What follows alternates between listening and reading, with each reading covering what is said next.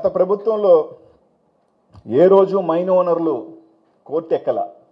Sir మా మైన్లు open చేయండి అని కోర్టుకు వెళ్ళారు. మైన్ ఓనర్ల కోర్టుకు వెళ్ళారన్న. కోర్టు ఏమిచ్చింది?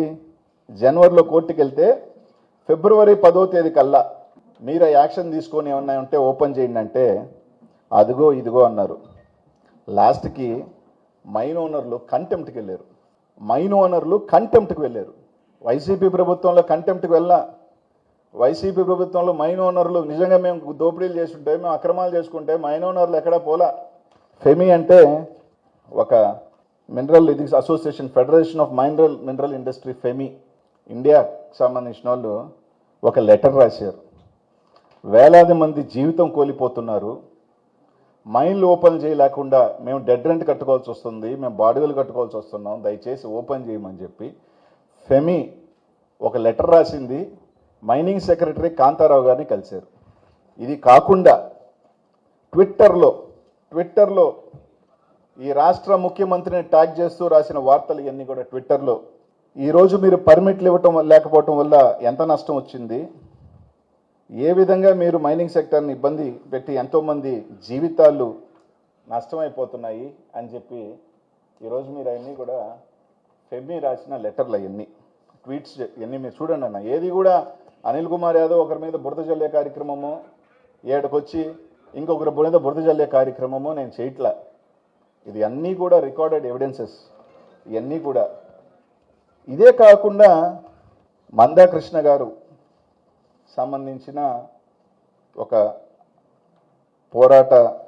మాదిగ రిజర్వేషన్ పోరాట సమితి వాళ్ళు నెల రోజుల క్రితం కాంతారావు గారిని అంటే మైనింగ్ సెక్రటరీని కలిసి వాళ్ళు, సార్ మా సామాజిక వర్గం డైలీ లేబర్లుగా టిప్పర్ డ్రైవర్లుగా వాళ్ళందరూ జీవనాధారాలు బతుకుతున్నారు, ఈరోజు ఆ మైన్ల మీద నెల జీతాలతో బతుకున్న వాళ్ళందరికీ మా పనులు లేవంటూ వాళ్ళు టెంపోలు వేసుకొని పోయి పామూరుకి వెళ్ళి కంప్లైంట్ చేశారు. ఇదిగోండి అన్న, ఇదేం అనిల్ కుమార్ యాదవ్ కంప్లైంట్ చేయించలా.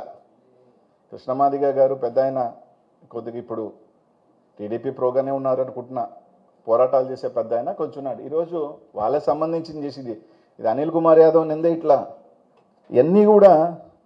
ఇవన్నీ చూసిన తర్వాత ఏంట్రా ఈ ముఖ్య కారణం, దీని వెనకాల ఎవరు బడా నాడు నడుస్తున్నారు అంటే నాకేమి ఎవరి మీద వ్యక్తిగతం లేదబ్బా, ఉన్న ఫ్యాక్ట్స్ ఏదైనా కానీ నెల్లూరు ఎంపీ గారు వేమిరెడ్డి ప్రభాకర్ రెడ్డి గారు పెద్దలు, మా జిల్లా అంతా కూడా నాకు తెలిసి సెప్టెంబర్లోనో అక్టోబర్లోనో కలిసినట్టున్నారు దాదాపు వీళ్ళందరూ మైనింగ్ వాళ్ళు.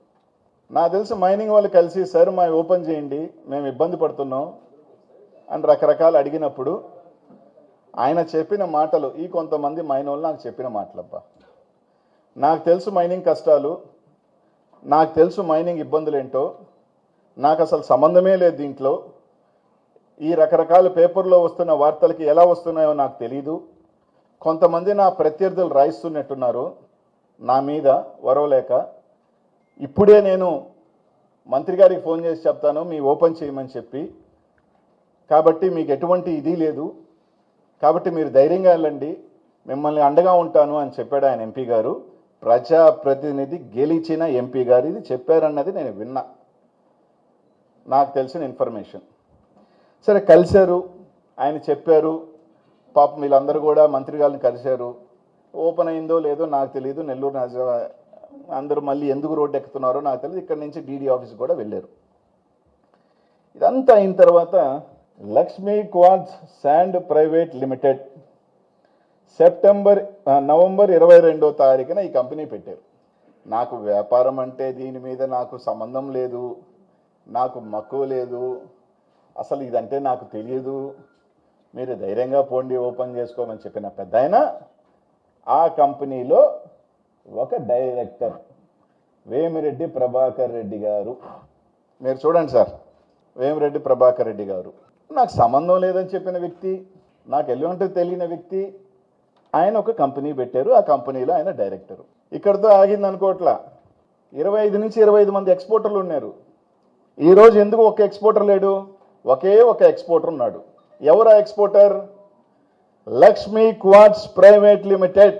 దీని తర్వాత ఏమనుకున్నారో ఏమో, ఒరే డైరెక్ట్గా పేర్లు పెడితే ఇబ్బంది పడతారు అనుకున్నారేమో, ఇంకొక సిస్టర్ కంపెనీని ఓపెన్ చేశారు, ఫినీ. ఈ ఫినీ క్వార్ట్స్లో విజయ్ కుమార్ రెడ్డి, ఈయన ఎవరో నేను చెప్పాల్సిన అవసరం లేదు, పత్రికా విలేకరు అందరికీ తెలుసు ఆయన ఎవరింట్లో ఉంటాడో ఎప్పుడు ఉంటాడో అని. తీరా చూస్తే మళ్ళీ ఎవరు ఎక్స్పోర్ట్ చేశారు అంటే ఒకే ఒకరు ఎక్స్పోర్ట్ చేశారు, అది ఫినీ క్వార్ట్స్. అంటే గత 4 నెలలుగా చేసింది ఎవరు అంటే లక్ష్మీ క్వార్ట్స్, ఫినీ క్వార్ట్స్. వీళ్ళ తప్ప ఎందుకు ఇంకొక ఎక్స్పోర్టర్ చేయలేకపోయాడు? ఎందుకు మైన్స్ ఓపెన్ కావట్లేదు?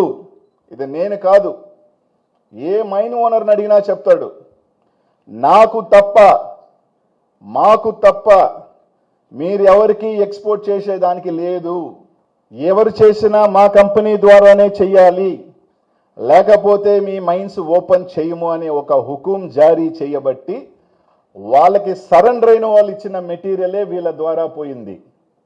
వాళ్ళకి సరెండర్ కాని వాళ్ళు మైన్స్ని ఓపెన్ చేయలేదు.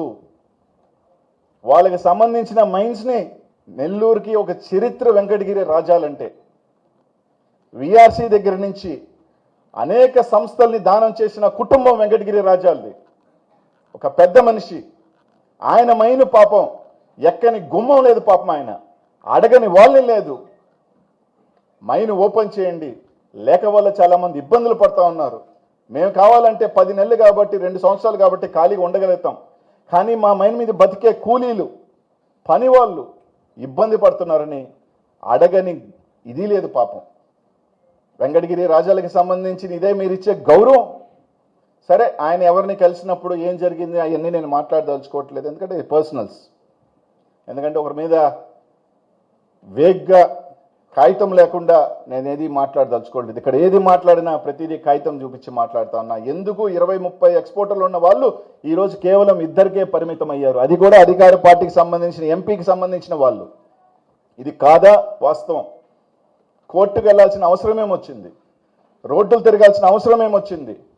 గతంలో అనిల్ కుమార్ యాదవ్ మీద చేశాడు అంటాడు. ఏ ఒక్క మైన్ ఓనర్ దగ్గర కన్నా వెళ్ళి అనిల్ కుమార్ యాదవ్ వల్ల మీరు ఇబ్బంది పడ్డారా, అనిల్ కుమార్ యాదవ్ మిమ్మల్ని ఇబ్బంది పెట్టాడా అని ఒక్క మైన్ ఓనర్ని చెప్పమనండి. ఇది జరుగుతున్నదల్లా నగ్న సత్యం కాదా అని అడుగుతా ఉన్నానన్నా.